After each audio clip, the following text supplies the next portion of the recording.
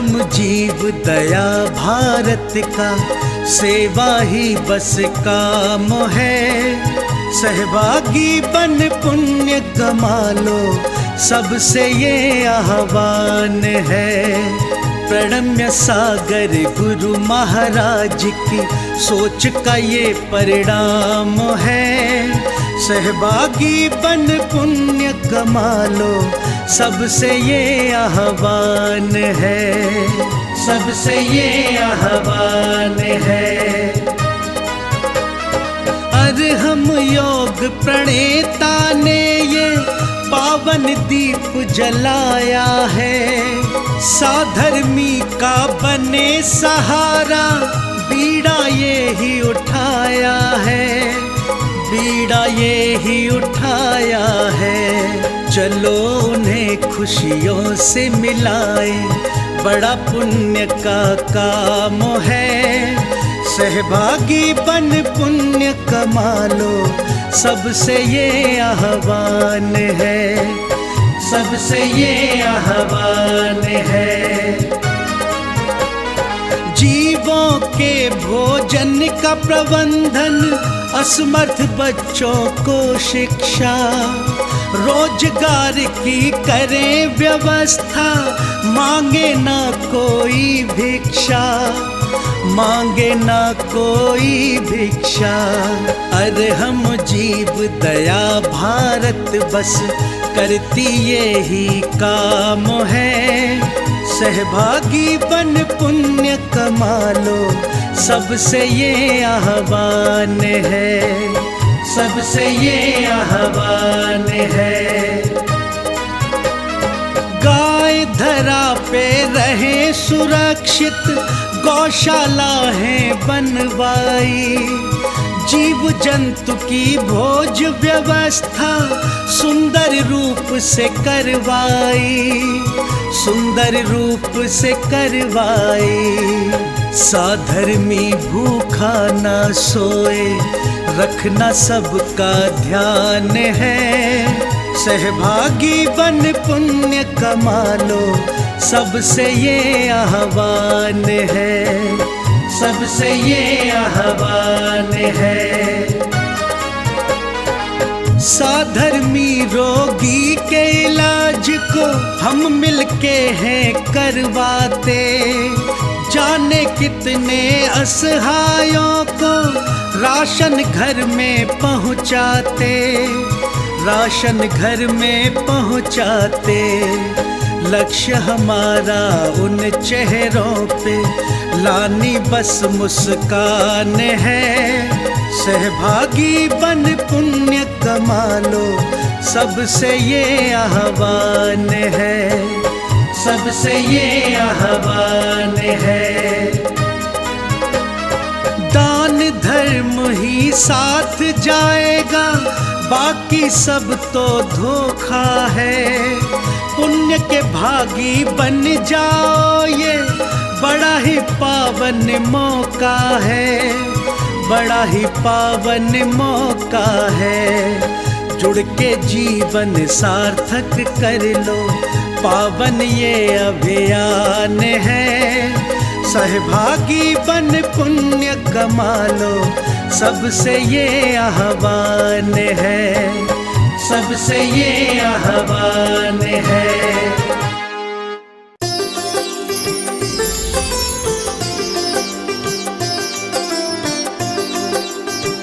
ओम अर्हं नमः, ओम अर्हं नमः।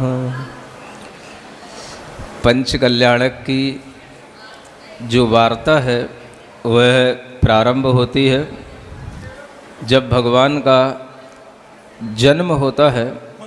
किस तरह का वातावरण होता है, माँ के पास में कैसे देवियाँ सेवा करती हैं, कैसे सौधर्म इंद्र आज्ञा देकर के सभी देवों को अपने अपने नियोग में लगाता है, यह सब वर्णन हम आनंद के साथ सुनेंगे। मंगल भवन अमंगल हारी,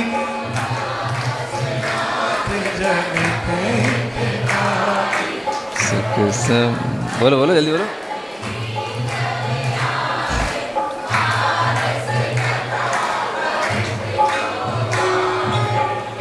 तब जिन पुण्य पवन से हले, चौविद सुर से आसन चले, विहग देख इंद्रादिक देव, जानो अवधि ज्ञान बल में।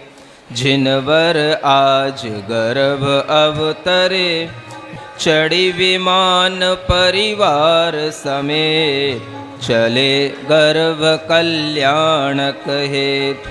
जय जयकार करत बहु भाय, उत्सव सहित पिता घर आए।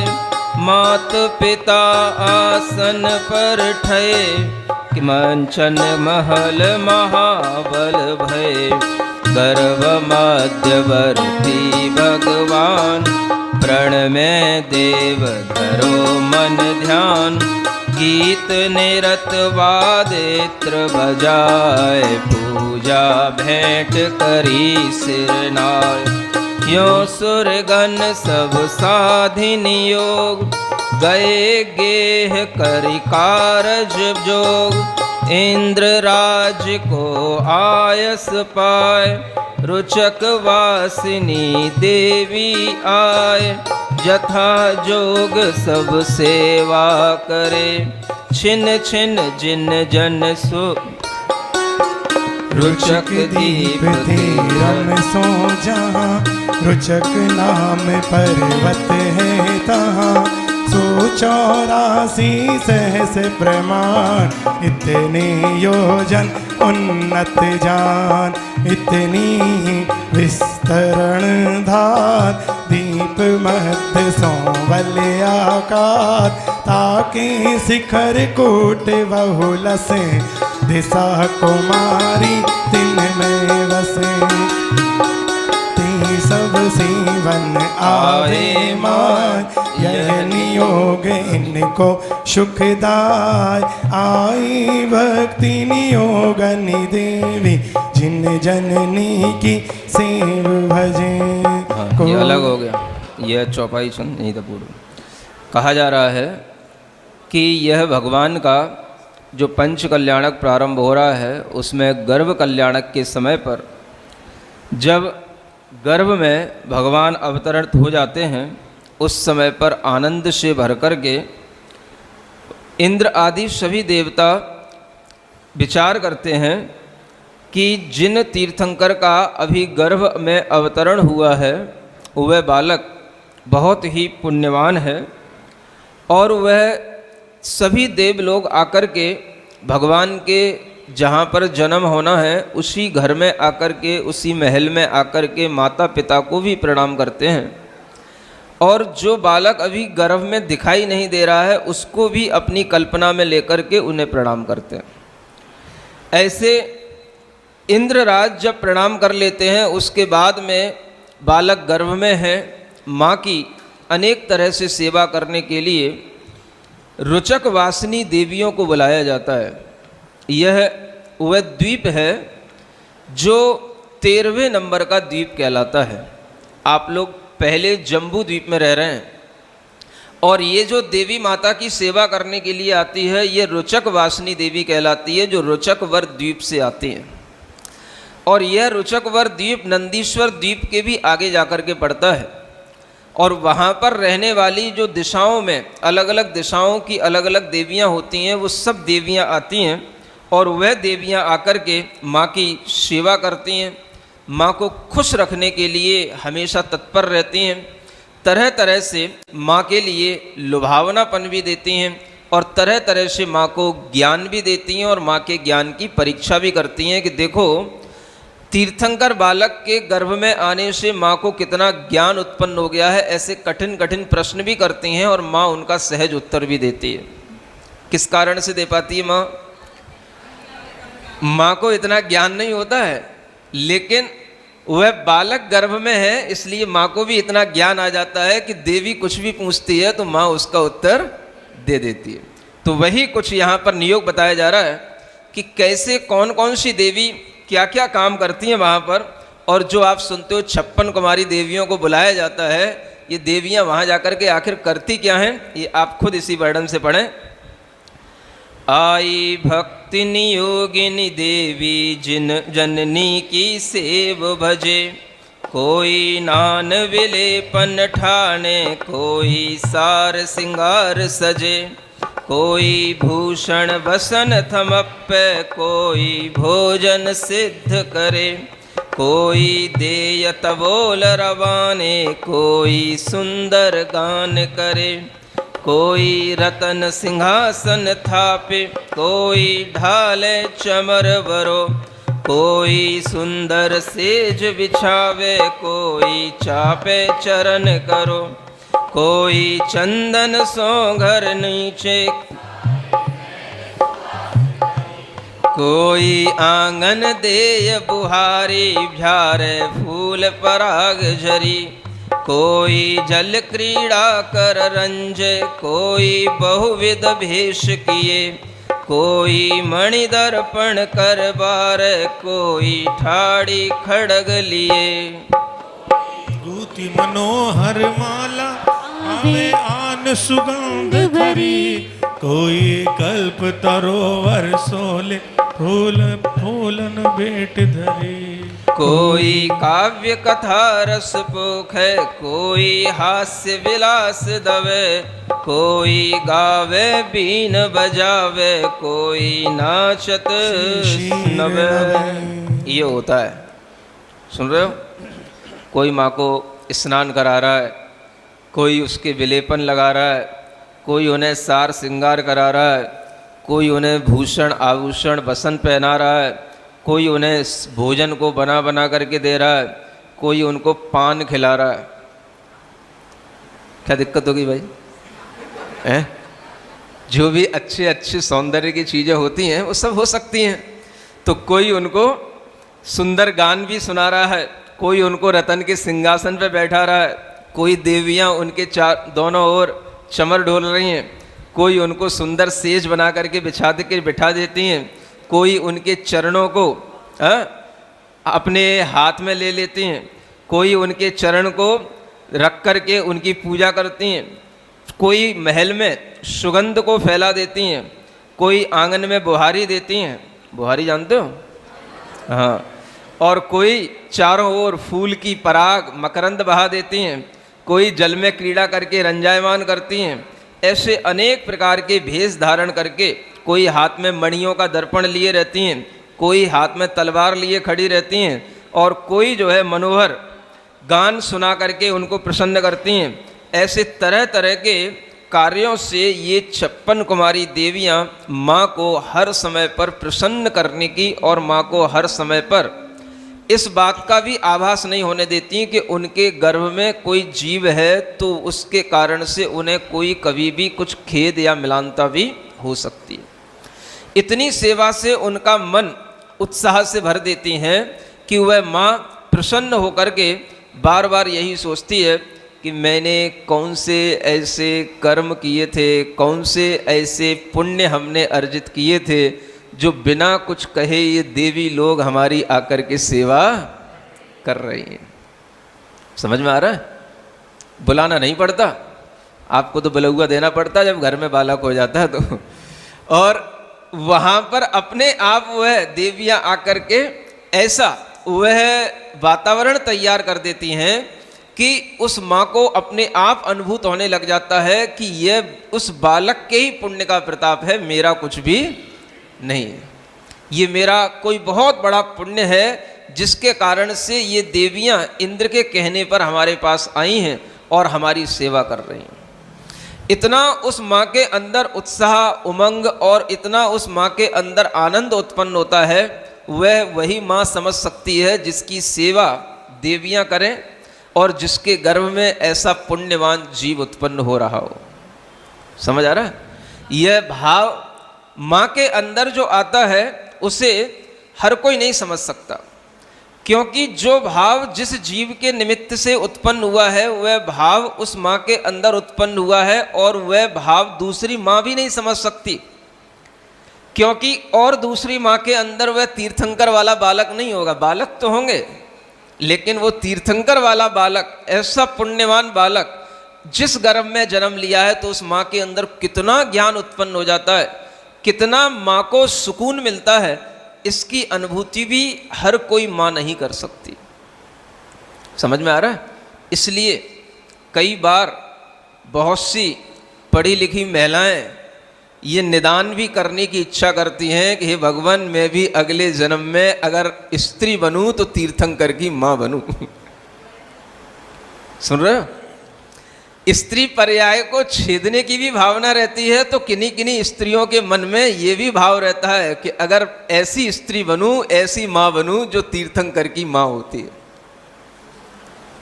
क्यों? उसमें दो फायदे हैं।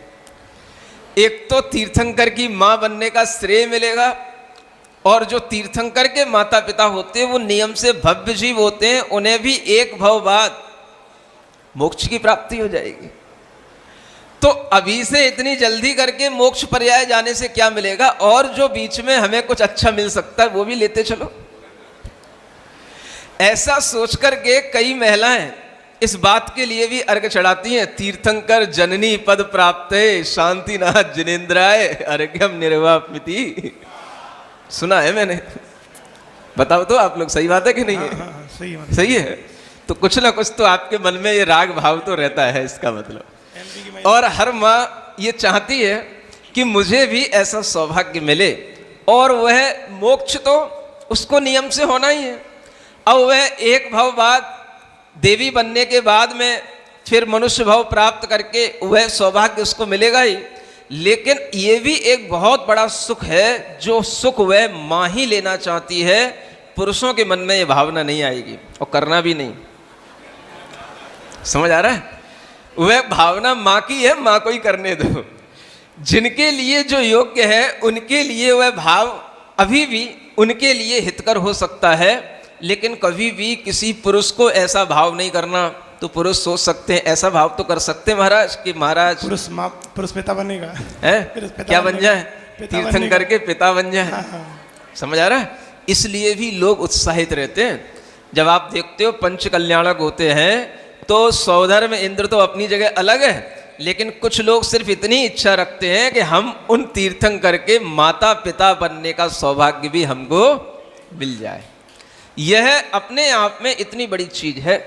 इसलिए यह तीर्थंकर का जो जन्म होता है, और उन बालक का उस समय पर अभी हमें कुछ भी दर्शन नहीं हो रहा, लेकिन फिर भी वह उन्हीं बालक के निमित्त से सब कुछ हो रहा है। जो बालक अभी गर्भ में आया है, अभी जन्म नहीं लिया है, और उस बालक को आए हुए भी अभी कोई बहुत टाइम नहीं हुआ है, और वह बालक अभी किसी भी रूप में दर्शन को प्राप्त नहीं हो रहा है, लेकिन फिर भी यह बात पक्की है कि यह सब उसी जीव के निमित्त से हो रहा है।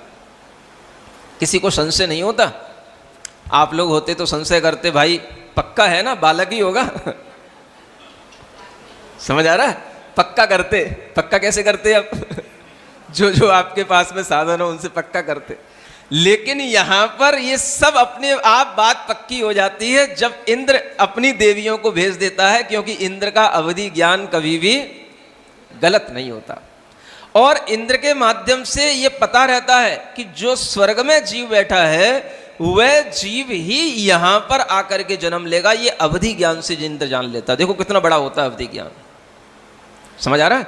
वैसे तो हम पढ़ते हैं रूपिष्ववधे, तत्व सूत्र पढ़ते हो ना। अवधि ज्ञान हमेशा रूपी चीजों को जानता है, रूपी चीजों को देखता है, लेकिन आत्मा तो अरूपी है। अरूपी होते हुए भी आत्मा में जो कर्म लगे हुए हैं उस कारण से वह आत्मा भी रूपी कहलाती है। संसारी जीव है, संसारी आत्मा है, तो वह आत्मा भी कर्म के कारण से रूपी है। तो उस आत्मा को वह देख सकता है कि यहाँ पर आने वाली आत्मा कहाँ से आएगी, कौन से स्वर्ग से जन्म लेगी, और उसी की तैयारी में वह 6 महीने पहले से लग जाता है। और गर्भ में आने के बाद में वह इस तरह से देवांगनाओं को सेवा के लिए लगा देता है। और यह वर्णन आगे और चलता है कि वो देवियां और किस तरह से माँ की सेवा करती हैं।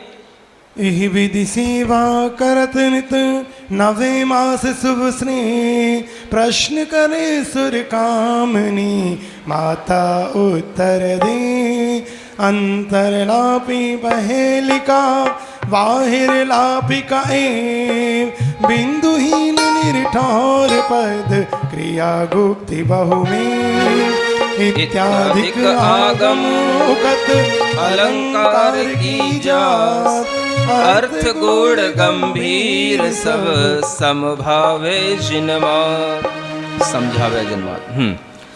तुम श्रोत्रिया कौन जग आन तीर्थंकर सुत जने महान जग में सुबट कौन से माय जे नर जीते विषय कसाय कौन कहावे कायर दीन इंद्री मद में ठन बलहीन पंडित कौन सुमार्ग चले दुराचार दुर्मार्ग दले माता मूरख कौन महन विषयी जीव जगत जयवंत कौन सत्पुरुष नर भवधार जो साधे पुरुषारथ चार कौन का पुरुष कहिए मन जो सठ साय न जाने धर्म धन्य कौन नर इस संसार जो वन समय धरे वस्त भार किन को कहिए शरवं जी धर करे प्रतिज्ञा भंग कौन जीव के बैरी लोय काम क्रोध है और न कोई जननी जग में कौन मलिन पातक परम मलिन मतहीन कौन नित पवित्र ब्रह्मचर्य धारी दृढ़ चेत कौन पशु मानुष आकार जिनके हृदय नाही विचार अंध कौन जो देव अदेव को गुरु सुगुरु को भेद न भेद बधिर कौन से उत्तर दे जैन सिद्धांत सुने नहीं जे। यह प्रश्न माँ से किए जा रहे हैं और माँ एक एक लाइन में उनका उत्तर भी देती जा रही है। देवियाँ क्या पूछ रही हैं? कौन सत्पुरुष नरभव धार मनुष्य भव को धारण करके कौन सत्पुरुष कहलाता है? जो साध है पुरुषार्थ चार, जो चार पुरुषार्थ धर्म अर्थ काम और मोक्ष इनको साधता है वही सत्पुरुष कहलाता है। देवियाँ पूछती हैं कौन कापुरुष कहलाता है? कायर पुरुष किसे कहते हैं? तो माँ बोलती है कि जो सठ साध न जाने धर्म, जो मूर्ख कभी धर्म की साधना नहीं करता धर्म नहीं करता वह सबसे बड़ा कापुरुष कहलाता है, कायर व्यक्ति कहलाता है। धन्य जीवन किसका है इस संसार में? तो माँ उत्तर देती है जिसने अपने इस जीवन में व्रतों के भार को धारण किया है उसका जीवन धन्य है। किसको हम धिक्कार करेंगे इसका जीवन धिक्कार के योग्य है? तो कहा जाता है जो प्रतिज्ञा लेकर के उस प्रतिज्ञा को भंग कर देता है उसका जीवन धिक्कारने योग्य है। पूछा गया कौन सा नर ऐसा है जिसका चित्त पवित्र रहता है? तो माँ उत्तर देती है ब्रह्मचर्यधारी जो जीव होता है मनुष्य होता है उसी का चित्त पवित्र होता है। कौन मनुष्य ऐसा है जो पशु के आकार में है, आकार उसका पशु का है? तो माँ उत्तर देती है जिसके हृदय में धर्म का विचार नहीं होता है वह मनुष्य होकर के उसका हृदय पशु के समान है। कौन ऐसा जीव है जो अंध है? तो माँ उत्तर देती है जिसे देव और कुदेव का भेद नहीं आता, जिसे कुगुरु और सुगुरु का अंतर नहीं आता, वह आंखें होकर के भी अंधा जीव है। कौन बहरा होता है? तो माँ उत्तर देती है जिसने कभी जिनेंद्र भगवान के सिद्धांतों को नहीं सुना, जिसने कभी जैन वाणी को नहीं सुना, वह कान वाला होकर के भी बहरा है।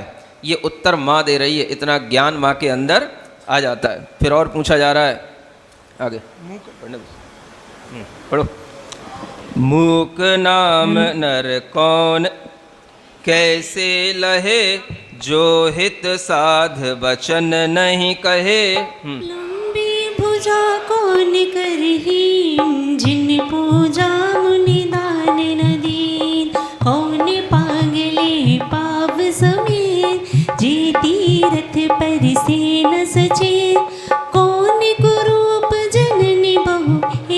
शील सिंगार बिना नर जे वेग कहा करिए बड़वा दीक्षा गहन जगत को त्याग मित्र को हित वंशक होय धर्म दृढ़ाव आलस खोय शत्रु कौन जो दीक्षा लेत विघ्न कर पर भव दुख देत जीव को कौन शरण है माय पंच परम गुरु सदा सहाय ये विधि प्रश्न करी सुर नारी माता उत्तर देह विचार भामा देवी सहज प्रवीण शकल मरग जाने गुणलीन पुरुष रतन अंतर कहे नहीं ज्ञान अधिकता लहे।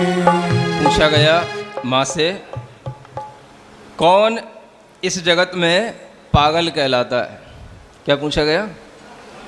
कौन व्यक्ति इस जगत में पागल कहलाता है?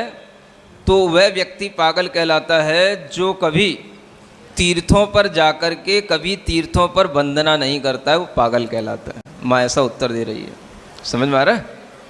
माँ से पूछा जाता है कौन पुरुष ऐसा है या कौन स्त्री ऐसी है जो जननी होकर के भी अच्छी नहीं मानी जाती है? तो माँ उत्तर देती है जो सील के श्रृंगार से रहित है वह स्त्री जननी होकर के भी अच्छी नहीं मानी जाती। समझ आ रहा? सबसे बड़ा श्रृंगार क्या होता है? पूछा गया कौन सा यहाँ पर मनुष्य के लिए सबसे बड़ा भाग्य है, बड़भागी कौन कहलाता है? तो माँ उत्तर देती है जो दीक्षा को ग्रहण करने की इच्छा करता है और जगत को त्यागता है वह सबसे बड़ा बड़भागी कहलाता है। आपके लिए ये बात भी जानने योग्य है। पूछा जा रहा है सबसे अच्छा मित्र कौन होता है? क्या पूछा जा रहा है? कौन बेस्ट फ्रेंड होता है? हैं? तो माँ क्या उत्तर देती है? ये उत्तर माँ के भी समझना और तीर्थंकर बालक के भी समझना, क्योंकि उसी के कारण से माँ को ऐसा ज्ञान आ रहा है जो ऐसे उत्तर दे पा रही है। गर्भ से पहले अगर पूछती तो ऐसा उत्तर ना मिलता। यह उत्तर दिया जा रहा है कि जो आपको धर्म में दृढ़ करे और आपके आलस्य को दूर करे, समझ लेना वही आपका सबसे अच्छा बेस्ट फ्रेंड है। समझ आ रहा है? और सबसे बड़ा दुश्मन कौन है? सबसे बड़ा शत्रु कौन है? तो माँ उत्तर देती है जब आप कोई दीक्षा लेने का काम करो, समझ आ रहा है, ग्रह त्यागने के लिए मन बनाओ और जब आपको जो कोई रोके, समझ लेना ये मेरे बहुत बड़े दुश्मन है। क्या सुन रहे हो? सब लोग सुन लो, अच्छे सुन लो, चाहे वो घर के ही लोग क्यों ना हो।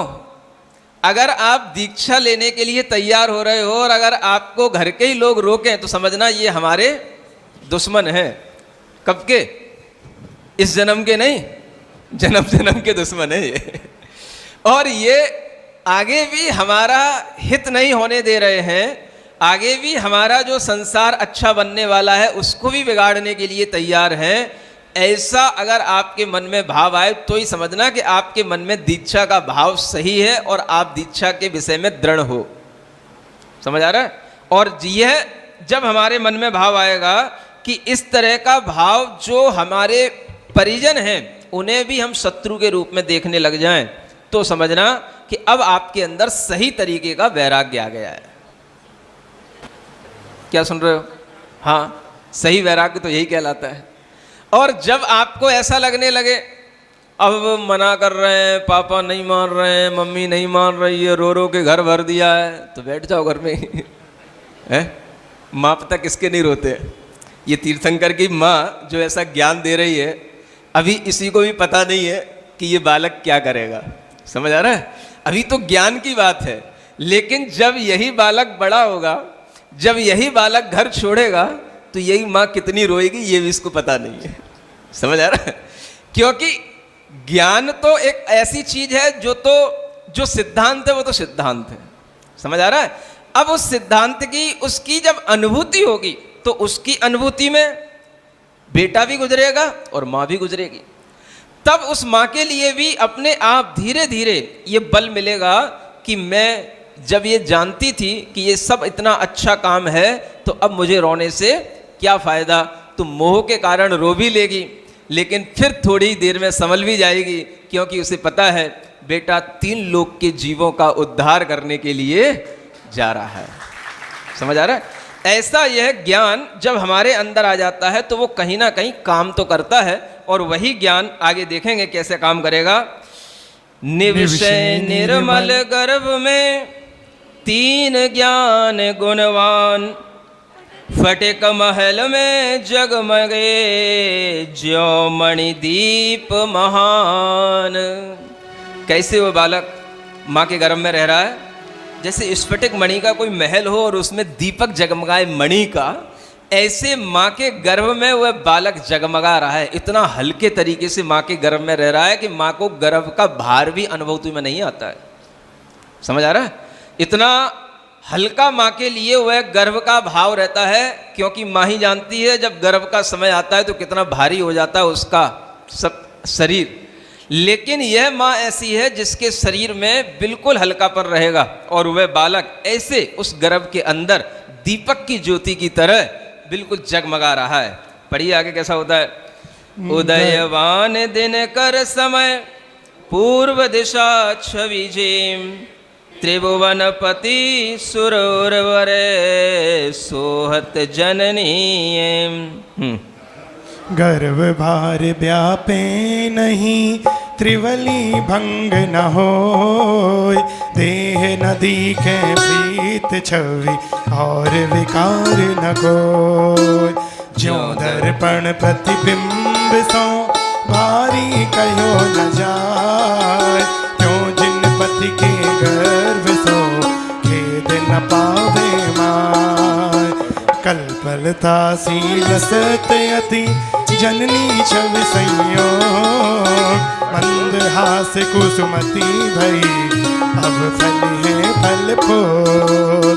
देवराज की वचन सो प्रेनिश हर्षति हो, अलक रूप देवेश जीली अपर छासो। पूर्वंत नव मास लो पंचाचरज अनु, अश्वसेन भोपाल घर दिए धनत सुख रूप। यो सुख सुनिश दिले गए खेद नाम कहीं ना, ये सब पुण्य प्रभाव है। 9 महीने इसी तरह से व्यतीत होते हैं, और ये सभी दिन सुख से व्यतीत हो रहे हैं। और इस सुख का कारण अगर कोई है तो भीतर है पुण्य का भाव, और इसी पुण्य के प्रताप से ये सब सुख सुविधाएं आराम से मिलती हैं। इस तरह से ये गर्भावतरण का वर्णन समाप्त होता है। आगे 6ठे अधिकार से फिर से यह बात आगे बढ़ती है। रागादिक जल सो भर्यो तन तालाब बहुभार, पारस रवि दर्शन सुखे अह सारस उड़ जाए। गर्भ मास पूर्ण भई नव निर्मल आकार, पौष मास एकादशी श्याम पक्ष शुभ बार। वामा देवी पूर्व दिशे जन्मो जन्म भार, मुदिति भयो त्रिभुवनी कमल शुभित निरवसान। अश्वसेन नभ उदयगिरी उगयो बाल दिनेश, 3 ज्ञान किरणावली लिए जगत परमेश। जनन्यो जब तीर्थंकर कुमार, तिहु लोक बड़यो आनंद पार। नव निर्मल दिसिया से कही आंधी में ना धूली ले। अतिशी शांति शांति, थोड़ा सा पद्दड़ी छंद है।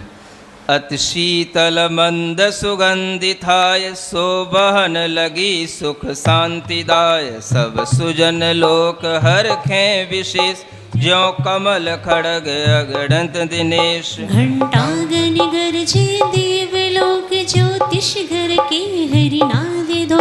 भवनालय बाजे सहज संग, विंतर निवास भेदी। अब यह भगवान का जब जन्म होता है, अब ये जन्म कल्याणक का अवसर है, 4 निकाय के देव होते हैं, भवनवासी, व्यंतर, ज्योतिषी और वैमानिक। पढ़ा है ना, देवास चतुर्निकाया। देव कितने प्रकार के होते हैं? 4 प्रकार के होते हैं। उनमें अलग अलग देवों के यहाँ अलग अलग तरह से जन्म की सूचना पहुँचती है।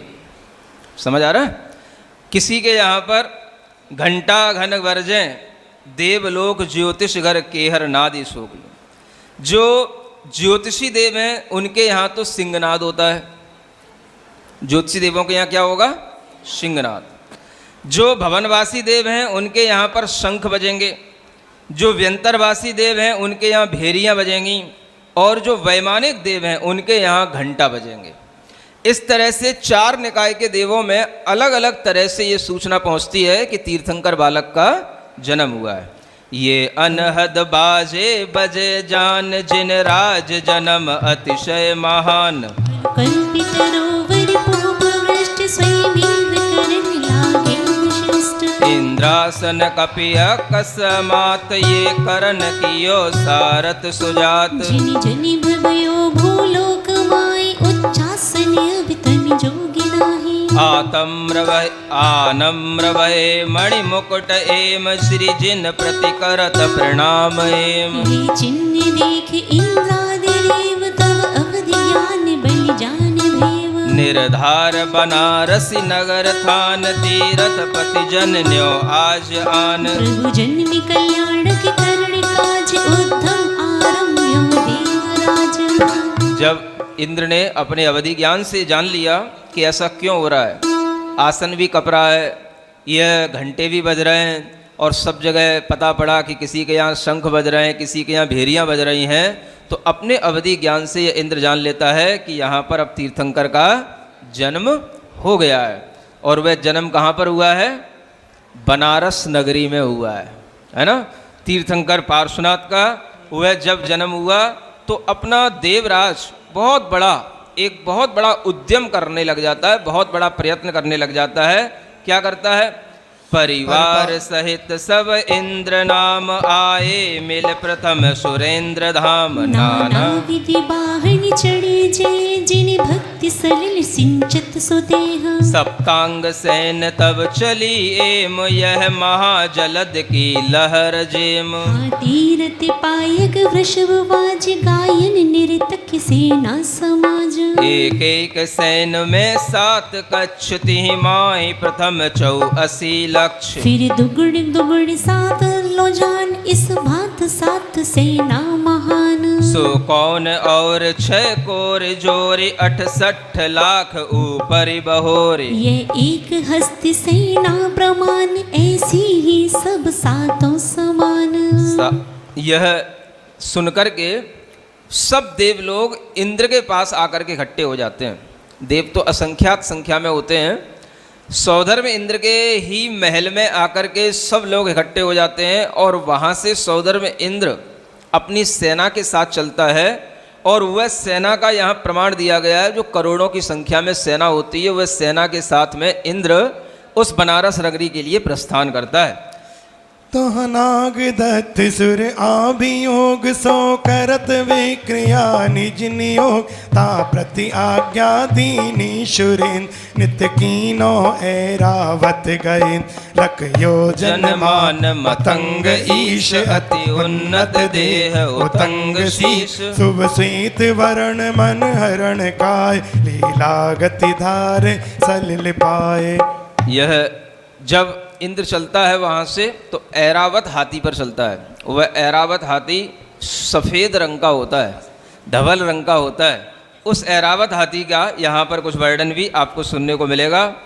मद जौवन कलित कपोल श्याम, नख विद्रुम वरण मनोभिराम। सबिलसित सुलक्षणी अंगे अंग, नहीं गिनी जाहि जिस छवि तरंग। गंभीर घना घन घोष जास, बहु सुंदर सुंड सुगंध सास। सुकांग स्वरूपी कामि गौन, जा देखी मोहित तीनि भुवन। घन घोरत घंटा लंब मान, मानी भूगर माला कंठ थान। बलि पाखर सोध पे देह, संपाजत मानो शरद में। सुबदन विराजत सोमवंत, एक एक वदन में 8 दंत। प्रतिदंत सरोवर एक देश, सर सर हंस कमली 125। जानते हो उस ऐरावत हाथी में कैसा हाथी होता है वो? उस हाथी के 100 मुख मानना। कितने मुख होते हैं उसके? समझ आ रहा है? और हाथी के दांत भी होते हैं, बिना दांत के हाथी कैसा? उस हाथी की सूंड, हाथी के दांत, समझ आ रहा है, इतने बड़े बड़े होते हैं कि एक एक उस दांत के ऊपर एक एक सरोवर होता है।